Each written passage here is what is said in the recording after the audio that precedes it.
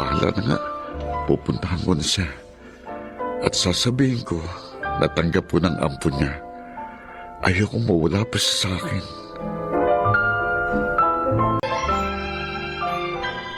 Akala ko, hindi ka na pupunta dito. Pasensya ka na, Clarissa. Nag-isip lang talaga ako. At na-realize ko na mas matimbang ka sa akin. Alberto, Oo. At dahil doon, handa na rin akong maging ama sa iyong ampon. salamat Alberto. Pinasaya mo ako ng husto. Ibig bang sabihin yan? Mahal mo rin ako. Hindi na ako maglilihim pa. Tutal, tanggap mo na naman si Joanne. Oo, Alberto. Mahal din kita. Oh, Clarissa. Salamat. Ako ang dapat na magpasalamat dahil binigyan mo ko ng panibagong saya. Noon, akala ko wala nang lalaking darating pa para sa akin. Mali pala ako dahil dumating ka. Ang gusto ko sana, makasal na tayo para hindi na tayo magkahiwalay pa.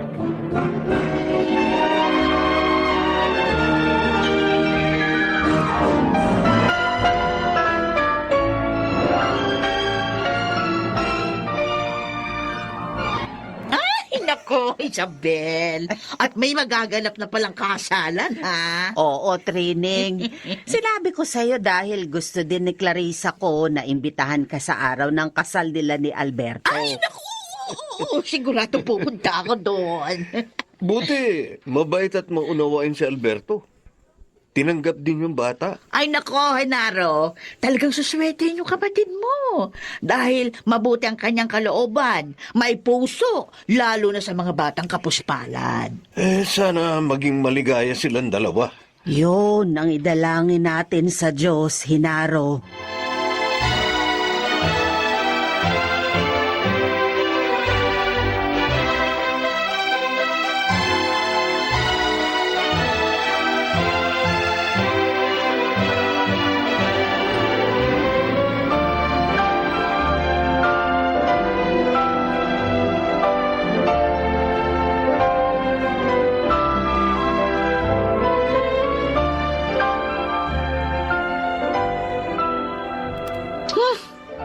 Kaya mo pala ako naalalang puntahan, Daniel. Dahil may asawa na yung kaibigan mo na palaging nanlilibre sa bar ng inuman. Ikaw naman, oh. O ano? Naalala rin kita. Sus? Kaya lang doon busy ako sa pagsama kay Alberto. Alam mo na, libre kasi yun. Sayang naman kung tatanggihan ko. O ngayon wala na siya. Dito ka na uli sa akin. May time ka na uli. Huwag ka nang magtampo. Promise. Kahit magkita pa uli kami, hindi na ako mawawala ng time para sa'yo. Sinabi mo yan, oh. Oo. Huwag na nga silang pag-usapan natin. Magbihis ka na. Ano ba? Bakit? Di naman ako nakahubad. Uy, nagjo-joke ang GF ko. Mamamasyal tayo. Susulitin natin ang panahong magkasama tayo. Wow, okay yan, ah. Parang marami kang pera. Siyempre, ikaw na munang gagastos, babe. Babayaran na lang kita sa sahod ko, ha? Uy, ano ka? Ang dami mo ng utang sa akin, Daniel. Babayaran kita.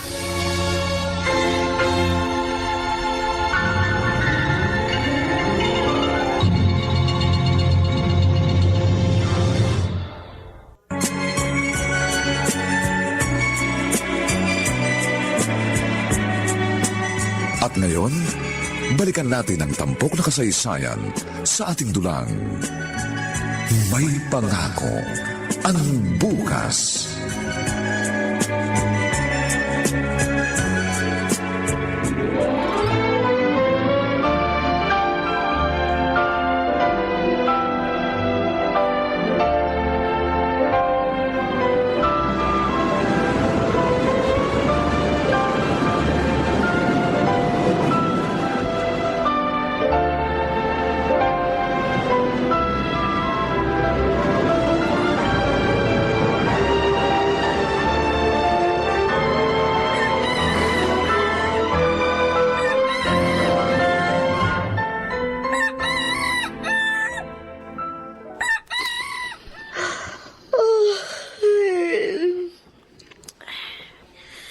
Umaga na pala. Makapangon na nga ng mga pagkadara ng almusal. Ay, bakit parang may umiiyak na bata? Oo nga. Meron nga. Galing sa labas nitong bahay. Gigisingin ko si Alberto na makita namin. Alberto, mahal. Gising ka. Bakit ba? Wala naman akong pasok ngayon, mahal. May umiiyak na bata sa labas ng bahay. Ha? Tingnan sana natin. Bakit naman may iiyak na bata sa ganitong oras sa labas ng bahay natin? Kaya nga, halika tingnan natin. Sige na nga, lika. Wala naman akong naririnig na ibang tao kundi puro iyak ng sanggol. Clarissa, tingnan mo. Isang sanggol na lalaki. Iniwan dito sa pintuan natin, Alberto. Mukhang kiniginaw na siya. Sino kayong walang pusong ina na nag-iwan dito sa kanya? Kargahin mo na siya, Alberto. Kawawa naman. Giniginaw na yung bata,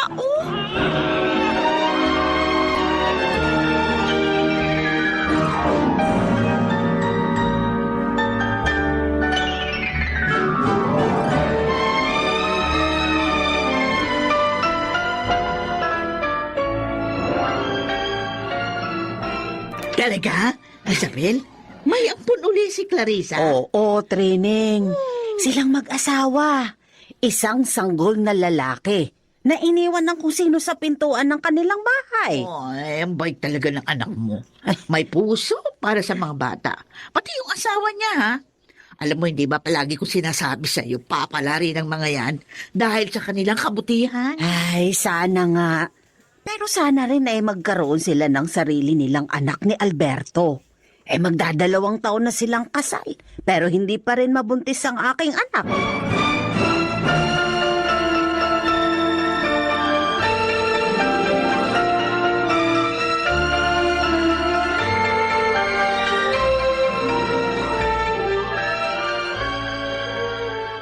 Di ibig sabihin, dalawa na ang ampun ninyo? Oo, Daniel. Bumuntong hininga ka pa. Alam ko na may problema kayo. Ano yun? Nalulungkot lang ako. 2 years na kami kasal pero wala pa rin kaming anak. Iba na rin kasi yung tunay naming anak. Sinabi mo pa. Teka, nagpa-check up na ba kayo sa doktor? Hindi pa. Magpa-check up kayo, pare. Para malaman ninyo kung anong dahilan. Mabuti pa nga siguro. Baka kailangan lang namin ng vitamins.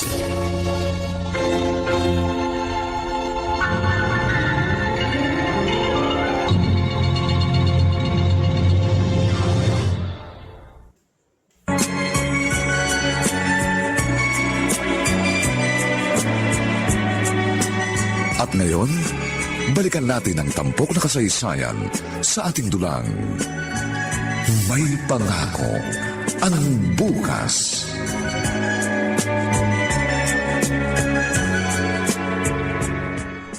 I'm sorry, Alberto.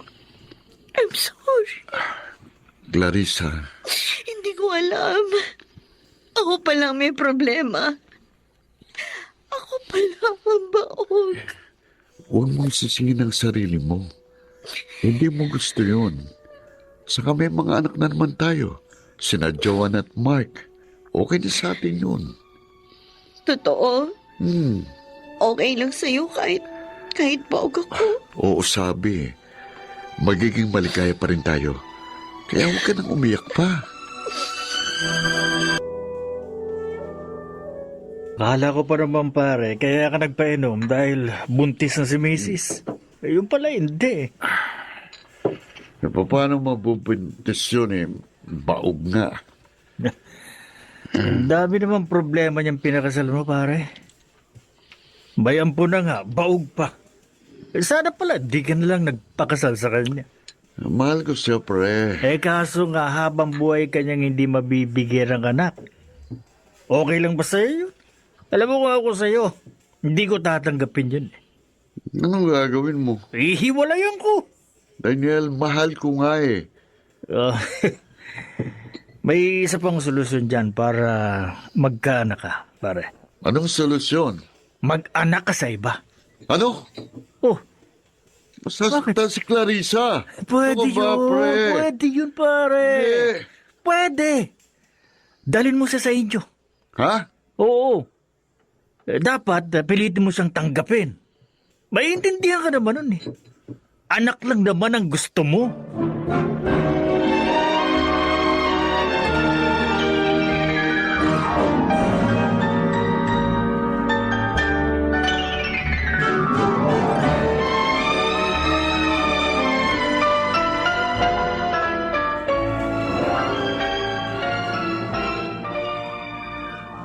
Halina ho kayong maghapunan, Nay. Ay, hindi na ba natin hihintayin ng asawa mo? Gagabihin na naman ho yun ng uwi. Ay, napapansin ko, lagi siyang ginagabi. Bakit ba? Mula po nung malaman namin ang tungkol sa diferensya ko, nagbago na siya. Oh. Madalas na siyang gabing umuwi. Ano? Pambihira naman siya. Hindi mo namang ginusto yun, ah. May pagkakataon din po na umaga na siya kung umuwi. Ay, anak, Nag-aalala na nga po ko eh. Baka may babae na siya. huwag ka mag-isip ng ganyan. Huwag kang umiyak. Malulutas din ang problema ninyo. Kausapin mo siya ng maayos. Natatakot ako, Nay. Paano kung meron nga? Lakasan mo ang loob mo, Clarissa. Narito kami ng kapatid mo at maging ng mga anak mo.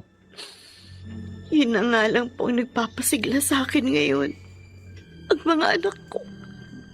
Ay, Naiisip ko, mabait pa rin ng Diyos. Dahil hindi ko pa man alam ang diferensya ko. Binigyan niya na ako ng 2 anak. Siguro, iyon ay upang makaya kong tanggapin ang lahat. Aba, ang kintab na naman ang sahig namin ah. Tiyak, Starwax, Floorwax uling ginamit dito ni Clarissa.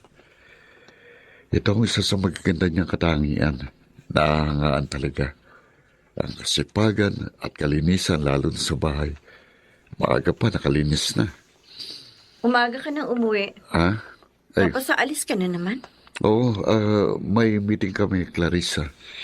Alberto, gusto kita makausap. Mamaya na lang pagdating ko. Uwi ako ng maaga. Aasahan ko yan. Oo, sige, diyan ka na. Maging ang paghalik niya sa akin bago umalis. Hindi na rin niya ginagawa.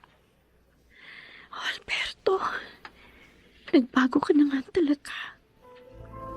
Hanggang salita lang pala ang mga pangako mo sa akin noon.